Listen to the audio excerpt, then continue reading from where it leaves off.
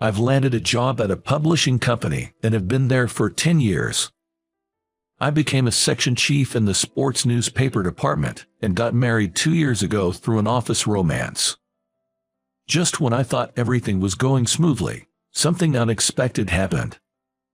One morning, as I arrived at work, my boss approached me with a smug grin. I can't stand this guy. He lives to nitpick others, sniffing out the slightest mistakes to report to our manager, Keith.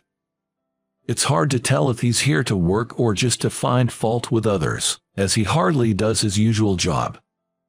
I don't know why such a person holds the position of section head. And today, as usual, he comes up smirking. "Hey, Ethan, Keith wants you in the first conference room." "Got it," I replied, and headed straight for the room. I knocked on the conference room door and heard Keith's voice, "Come in." "Excuse me."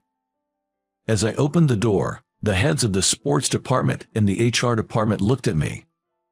First, Keith asked me, "Ethan, do you know anyone at Johnson Publishing?" I had no idea, so I said, "No, I don't." Then Keith dropped a bombshell. Our exclusive scoop on Mike, a pro baseball player's move to the majors, was published as a scoop by Johnson Publishing. No way. I had spent days in a bar that Mike frequents to get that scoop. How did it get announced as Johnson's scoop? "Chuck says you've got a friend from your university working at Johnson Publishing, right? Could it be? Am I being suspected of leaking information to an employee of Johnson Publishing from my alma mater?" "But Keith, I really have no clue. I didn't even know about the employee from Johnson Publishing you're mentioning. I wouldn't just hand over a scoop I worked on for months to another company," I explained, but Keith's expression remained stern. Then the HR head, Jonathan, told me, "With Chick's testimony, we can't just take your word for it 100%.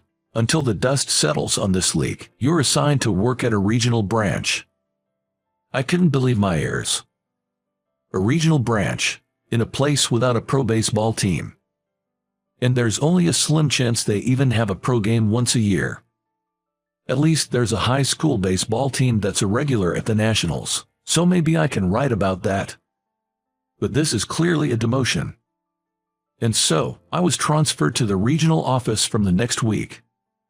Coming back from the meeting, as expected, Chuck approached me. "So, Ethan, you're going to be the head of the sports section at the regional branch. Well, congrats." I glared at Chuck. "Why did you make up such a lie?" "It's no lie. Todd from Johnson Publishing. He's your junior from university, isn't he? It's not wrong. Haha. I don't know a Todd at Johnson Publishing. I don't even know if he's from the same university. I have no acquaintance with him at all. Stop spreading rumors."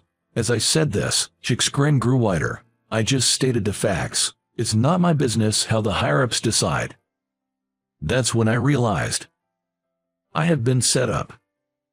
He intentionally hinted to Keith that Todd and I went to the same university, suggesting some connection. And he pinned the leak on me. This is nonsense. But getting angry won't change the facts. I'm being transferred. When I got home, I told my wife, Michelle, about it. She was shocked. "What? The countryside? Starting next week? Isn't that too sudden?" "Yeah, I'm sorry. I think I'll be able to return to the headquarters after a few years, but as long as Chuck is in the sports department, it might be hard to come back." For a while, Michelle just sat there thinking. And then she said something unbelievable. "Let's get a divorce." "What? What do you mean, get a divorce?" Then Michelle, with a cold expression I'd never seen before, said, "Because I just can't stand the idea of living in the countryside. Leaving New York is out of the question." "So, you want me to move alone?" Her reply was even more astonishing. "Move alone? No, I mean divorce. Divorce. A demotion with no guarantee of return to headquarters means your career's over, right? There's no point in staying with someone who's got no future." Everything went dark in front of me. Is divorce really considered this easily? Just for falling off the career track? I married you thinking you were promising and secure since you became a section chief in your 20s, but being banished to a country branch, unbelievable.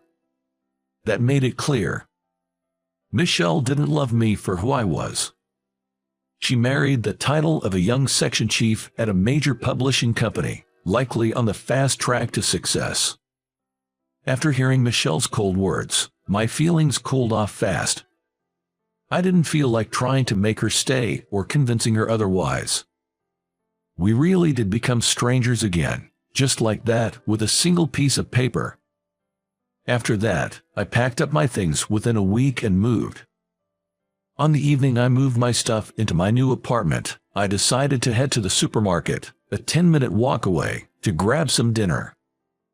At the prepared foods section, I picked up some pizza for dinner and some pastry for breakfast the next morning. When I left the supermarket, it started to drizzle. The rain quickly turned into a downpour. Felt like a squall coming. By the time I got to my new apartment, my hair and shoulders were pretty wet. As I hurried inside, I noticed someone in the alley next to the building. Someone was crouching down. "What's that?" I approached and saw a drenched woman sitting there. She might be ill. I hurriedly asked her, "Hey, are you okay? Are you feeling sick?" The woman slowly lifted her face. She was pale, her eyes vacant. "This is bad. Should I call an ambulance?" "No, first I need to get her inside." "Hey, I live on the 3rd floor of this building. There's a laundromat on the 1st floor. Want to dry off your wet clothes? You'll catch a cold like that," I offered. I'm not a weirdo or anything. Here's my business card." She took the card, looked at it, glanced up at my face with a start, then nodded emotionlessly. At the entrance, I handed her a towel and some sweatpants and a hoodie, and showed her to the bathroom. "Take your time changing. Feel free to use the shower," I said, closing the bathroom door. After a while, the woman came out. "Thank you, I'm sorry," she said, bowing her head. "No, are you feeling all right now?" "Yes, I'm sorry to worry you. It was just a little fainting spell from anemia," she replied. I made some coffee and we chatted as we drank. I introduced myself, mentioned I'd just moved in that morning, and that I'd be starting work at the publishing company the next day. To my surprise, she said she worked at the same company. "My name's Samantha. I guess I'll be working under you, Ethan. I'm in charge of accounting." "Wow, really? I'm surprised we're at the same company. It's nice to meet you. I just moved in, so I don't really know anything yet." After that, she shared more about the company, and we made small talk. She seemed to relax knowing we worked at the same place, and she opened up quite a bit, so I decided to ask something that had been on my mind. You don't have to answer if you don't want to, but why were you in that alley?" "Yes, I've actually been dealing with a stalker." "A stalker?" Samantha explained that she had been harassed by a stalker for several months. Even today, she felt she was being followed from the station. She had reported it to the police before, but they said they couldn't take action without evidence of a direct attack or similar harm. Today, just a few yards from her home, someone tried to grab her arm, so she threw her umbrella at the stalker and ran into the alley. That must have been scary. As Samantha's face grew dark recalling the event, I made a suggestion. "If it's okay with you, would you like to walk home together starting tomorrow? I can escort you from the office to your house since it's nearby." Her face lit up instantly. "Really? That would be so helpful. Thank you so much." Samantha thanked me repeatedly, looking relieved. The next morning, I went to the branch office bright and early. The floor housed the sports, economy, society, entertainment sections, and also the general affairs and accounting departments. The branch had a completely different atmosphere from the headquarters. Every employee worked efficiently, cooperating to avoid overtime as much as possible. It seemed like this is how companies should be. When I peeked into the accounting department, I saw her face. Just after the end of the day, I approached Samantha, and we left together.